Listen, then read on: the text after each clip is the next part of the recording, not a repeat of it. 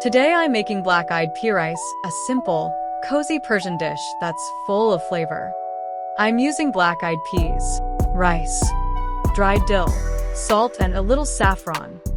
First, I cook the black-eyed peas until they're slightly soft. Now I let the water come to a full boil. Then I add the rice to the boiling water. The rice needs to cook until it's just a bit soft, and then we drain it. Add some oil and a little salt to the bottom of the pot.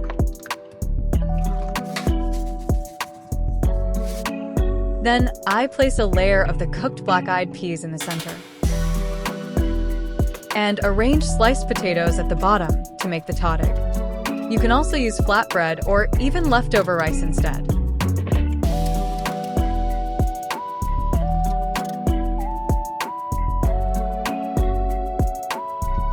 I add a layer of rice over the potatoes, then sprinkle a little dry dill on top.